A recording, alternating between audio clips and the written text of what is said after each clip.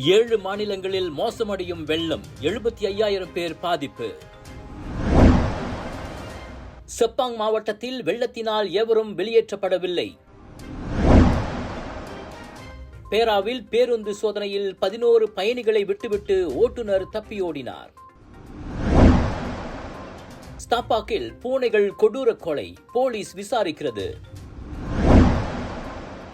போலி மோசடி திட்டம், நியூசிலாந்து ஆடவர் 2 லட்சம் ரிங்கிட் இழந்தார்.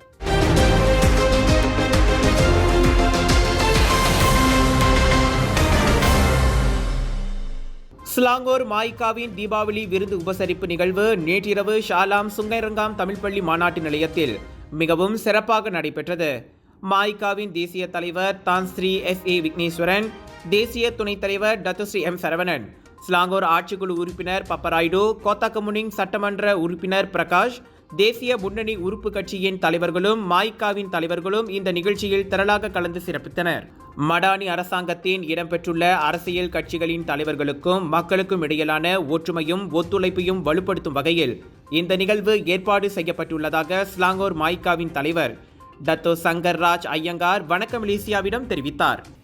நான் தொகுதியின் தலைவர்களுக்கு 22 தொகுதி தலைவர் ஸ்லாங்கோவுக்கு நன்றி தெரிவித்துக் கொள்கிறேன். அதே வகையில் தேசிய தலைவருக்கு ரொம்ப நன்றி தெரிவித்துக் கொள்கிறேன். ஏன்னா அவர் தான் ஊக்கம் கொடுத்து இந்த நிகழ்ச்சி செய்யுங்க ஸ்லாங்கோவில்.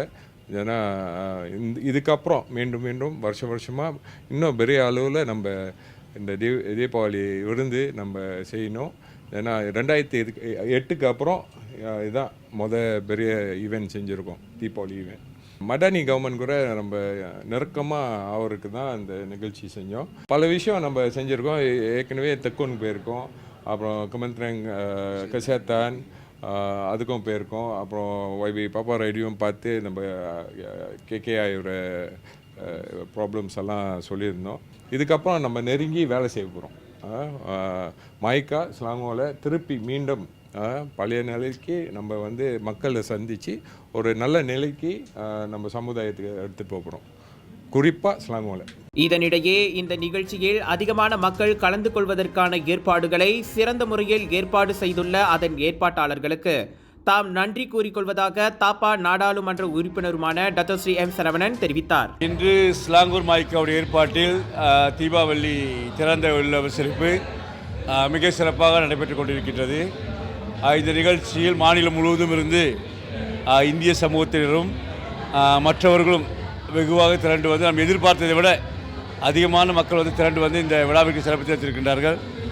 ஸ்லாங்கூர் மாநில மாய்காவுக்கு மனமார்ந்த நன்றி. ஸ்லாங்கூர் மாநிலத்தை பொறுத்தவரை எந்த அரசு பதவியில் இல்லாவிட்டாலும் இன்னும் இந்திய சமுதாயம் பெருமளவு மாய்காவையும் மாய்கா தலைவர்கள் நம்பி இருக்கின்றது என்பதை இந்த நிகழ்ச்சி காட்டுகின்றது. உள்ளூர் கலைஞர்களின் இசை நிகழ்ச்சியோடு நடைபெற்ற இந்நிகழ்ச்சியில் மாய்காவின் உதவி தலைவர்களான Dato Asojan, Dato Nelson, Dato முருகையா, மாய்காவின் தேசிய பொருளாளர் டத்தோ சிவக்குமார், டத்தோ முனியாண்டி மற்றும் சிவசுப்பிரமணியம் உட்பட மத்திய செயலவை உறுப்பினர்களும் கலந்து கொண்டனர். சுமார் 1500 பேர் கலந்து கொண்ட இந்த நிகழ்ச்சியில் அதிர்ஷ்ட குலுக்கில் வெற்றி பெற்றவர்களுக்கு பரிசுகளும் வழங்கப்பட்டன. இன்று முதல் டிசம்பர் 2 வரை அட்டவணை இடப்பட்டிருந்த KL சென்ட்ரல் ஹன்யாய் இடையிலான KTMB நிறுவனத்தின் மை சவாஸ் டி சிறப்பு ரயில் சேவைகள் ரத்து செய்யப்பட்டுள்ளன. தீபகற்ப மலேசியாவின் வட மாநிலங்களிலும் தாய்லாந்தின் ஹன்யாயிலும் அடைமழை தொடர்வதாலும் இதனால் வெள்ள அபாயம் இருப்பதாலும் அப்பயண சேவைகள் ரத்து செய்யப்பட்டுள்ளதாக KTMB அறிக்கையொன்றில் விளக்கியது.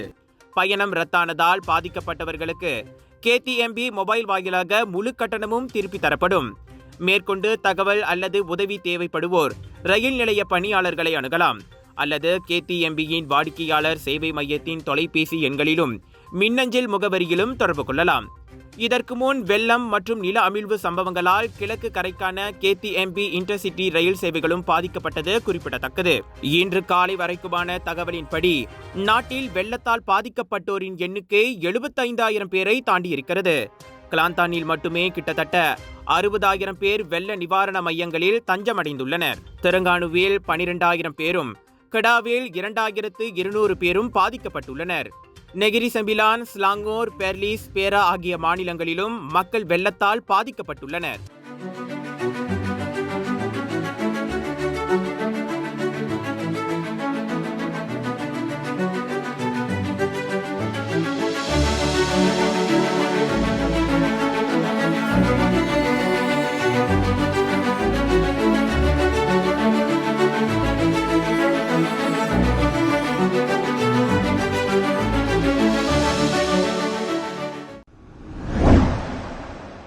நாட்டில் வெள்ள நிலவரம் தொடர்ந்து மோசமடைந்து வருகிறது. சமூக நலத்துறையின் பேரிடர் தகவல் மையத்தின் இன்று காலை வரைக்குமான தகவலின்படி 7 மாநிலங்களில் வெள்ளத்தால் பாதிக்கப்பட்டோரின் எண்ணிக்கை 75,000 பேரை தாண்டியுள்ளது. மொத்தமாக 22,911 குடும்பங்கள் பாதிக்கப்பட்டுள்ளன. கிளாந்தானில் மட்டுமே கிட்டத்தட்ட 60,000 பேர் வெள்ள நிவாரண மையங்களில் தஞ்சமடைந்துள்ளனர். அங்கு 10 மாவட்டங்களில் 221 வெள்ள துயர் துடைப்பு மையங்கள் திறக்கப்பட்டுள்ளன. வெள்ளம் மோசமடைவதால் பாதுகாப்பு கருதி கிளாந்தானில் 102 இடங்களுக்கான மின்சார விநியோகத்தை டிஎன்பி துண்டித்துள்ளது. இவ்வேளையில் தெலங்கானுவில் 3000க்கும் மேற்பட்ட குடும்பங்களைச் சேர்ந்த 12,000 பேர் பாதிக்கப்பட்டுள்ளனர். அங்கு அனைத்து 8 மாவட்டங்களிலும் வெள்ளம் ஏற்பட்டுள்ளது. கடாவில் 2,200 பேர் பாதிக்கப்பட்டுள்ளனர். நெகிரி செம்பிலானில் 392 பேர், ஸ்லாங்கோர் 161 பேர், பெர்லிஸ் மாநிலத்தில் 385 பேர், பேராக்கில் 61 பேரும் வெள்ளத்தால் பாதிக்கப்பட்டுள்ளனர். செப்பாங் மாவட்டத்தில் வெள்ளத்தினால் எவரும் வெளியேற்றப்படாவிட்டாலும் டெங்கேல், செப்பாங் மற்றும் குவாலலம்பூர் அனைத்துலக விமான நிலையமான KLIAவை சுற்றியுள்ள பல்வேறு வெள்ள அபாய இடங்களை தீயணைப்பு மற்றும் மீட்புத்துறை தொடர்ந்து கண்காணித்து வருகிறது. கம்போங் கீச்சிங்கில் வெள்ள நீர்மட்டம் அதிகரிப்பதாக புகார் கிடைத்த போதிலும் தீயணைப்புத்துறை அது குறித்து மதிப்பீடு செய்த பின் அங்கிருந்து எவரையும் வெளியேற்றவில்லை என KLIA தீயணைப்பு மற்றும் மீட்புத்துறையின் தலைவர் ரசீப் முகமது தெரிவித்திருக்கிறார். உண்மையில் கம்போங் கீச்சிங்கில் கணுக்கால் அளவுக்கு மட்டுமே தண்ணீர் இருந்தது. மழை நின்றுவிட்டால் வெள்ள நீர் குறைய தொடங்கிவிட்டதாக அவர் கூறினார். இது வெள்ள அபாயத்தை குறைத்த போதிலும் தீயணைப்புத்துறையினர் தொடர்ந்து கண்காணித்து எந்த ஒரு நடவடிக்கைக்கும் தயார் நிலையில் இருப்பார்கள் என ரசீப் கூறினார். இன்று அதிகாலை வெள்ளம் காரணமாக கீவா போக்குவரத்து விளக்கு சந்திப்பில் சாலையின் ஒரு பகுதியை போலீசார் மூடினர். கோத்தா வாரிசானில் இருந்து பண்டார்பாரு சாலக் திங்கி மற்றும் KLIA முதல் கோத்தா வரிசான் வரையிலான சாலைகள் காலை 8 மணி நிலவரப்படி மூடப்பட்டதாக செப்பாங் மாவட்ட போக்குவரத்து போலீசார் முகநூலில் பதிவிட்டுள்ளனர். பேராவில் RTC அருகே ஓபர்சபாடு ஒருங்கிணைந்த நடவடிக்கையில் பேருந்து ஒன்றில் மேற்கொள்ளப்பட்ட சோதனையின் போது அதில் இருந்த 11 பயணிகளை விட்டுவிட்டு ஓட்டுநர் கீழே இறங்கி தப்பியோடினார். TBS முனையத்திலிருந்து 11 பயணிகளை ஏற்றிக்கொண்ட அந்த பேருந்து பினாங்கிற்கான சேவையில் ஈடுபட்டிருந்ததாக நம்பப்படுகிறது. அந்த பேருந்து ஓட்டுநர் போதைப் பொருளை தவறாக பயன்படுத்தியதை தொடர்ந்து அவர் தப்பியோடியதாக பேரா தேசிய பாதுகாப்பு மன்றத்தின் இயக்குனர் முகமது ஜவாவி ஜக்காரியா தெரிவித்தார்.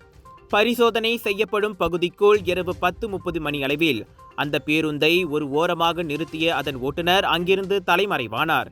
பேருந்து ஓட்டுநர் இருக்கை பகுதியில் போதைப் பொருளை பயன்படுத்துவதற்கான கருவி கண்டுபிடிக்கப்பட்டதை தொடர்ந்து அந்த சந்தேக பேர் வழியை தேடும் நடவடிக்கை மேற்கொள்ளப்பட்டு வருகிறது.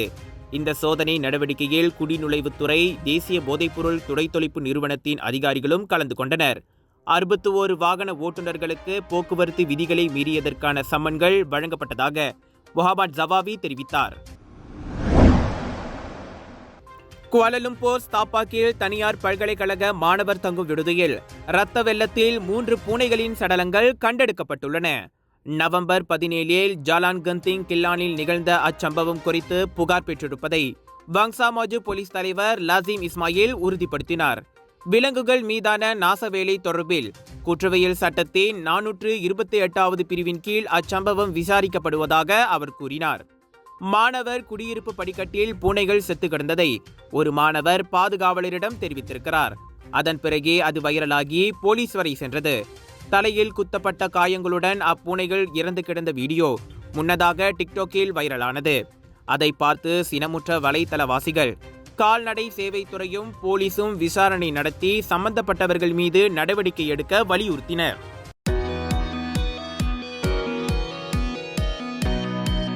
Hai, salam sejahtera. Saya Sumati.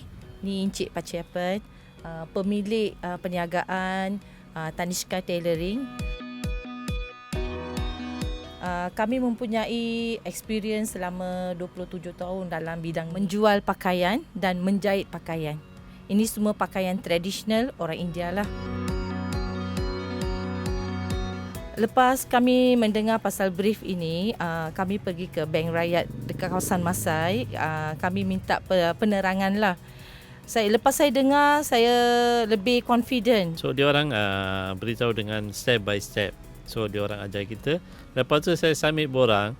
Tak berapa lama, bukan lama sangat. 10 hari permohonan saya diluluskan. Saya dapat pembiayaan daripada Bank Rakyat. Profit rate dia sangat rendah.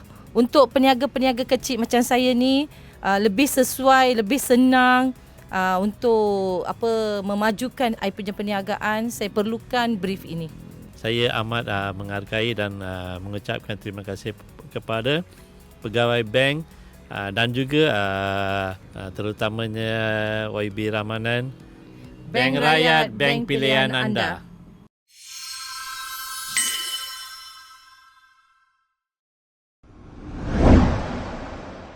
மக்கள் மத்தியில் சைவ மற்றும் அசைவ உணவுகளுக்கு போட்டி வைத்தால் அசைவ உணவுகளின் கையே ஓங்கும் என்பது மீண்டும் ஒரு முறை நிரூபிக்கப்பட்டுள்ளது. அதுவும் திருமண விருந்து வாயிலாக. வட இந்தியாவில் நடைபெற்ற ஒரு திருமண விருந்தின் வீடியோ தான் அப்படி வைரலாகியுள்ளது.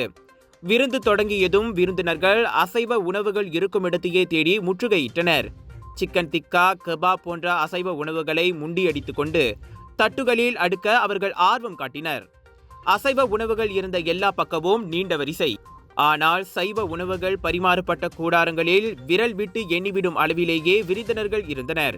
பக்கோடா, உருளைக்கிழங்கு மசியல், வடை போன்ற சைவ உணவுகளை யாரும் கண்டுகொள்ளவில்லை. அவற்றை பரிமாற காத்திருந்த பணியாளர்களும் சோகமே உருவான முகத்துடன் நின்றிருந்தனர். அந்த வீடியோ பார்ப்போருக்கு சிரிப்பை வரவழைத்தாலும் உணவு தேர்வு என்பது தனிமனித சுதந்திரம் என்பதை கருத்தில் கொண்டு தேவையற்ற விவாதங்களை தவிர்ப்பதற்காக கருத்து பதிவிடும் பகுதி மூடப்பட்டிருந்தது.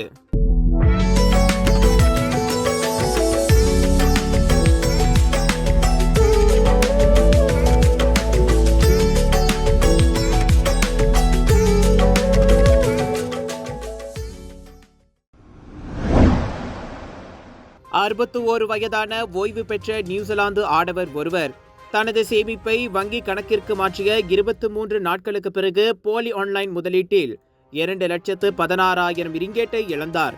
இந்த விவகாரத்தில் தங்களது வங்கி கணக்கை மற்றவர்களுக்கு பயன்படுத்துவதற்கு அனுமதி அளித்தவர்களுக்கும் தொடர்பு இருக்கலாம் என்றும் இதுபோன்ற மோசடிகளுக்கு வழிவகுக்கும் நபர்கள் மீது நடவடிக்கை எடுக்கப்படும் என வட ஜோஹர்பாரு போலீஸ் தலைவர் துணை கமிஷனர் பல்வீர் சிங் எச்சரித்துள்ளார். அக்டோபர் 2ஆம் தேதி தம்மை வோங் என அறிமுகம் படுத்திக் கொண்ட நபர் ஒருவர் முதலீடு செய்யும் மூலதனத்திற்கு ஏற்ப மாதத்திற்கு 3 விழுக்காடு வருமானம் கிடைக்கும் என கூறியதால் அக்டோபர் 3ஆம் தேதிக்கும் 25ஆம் தேதிக்கும் இடையே 2,16,000 ரிங்கேட்டை ஒரு நிறுவனத்தின் கணக்கில் 27 முறை பட்டுவாடா செய்ததாக பாதிக்கப்பட்ட ஆடவர் போலீஸ் புகாரில் தெரிவித்துள்ளார்.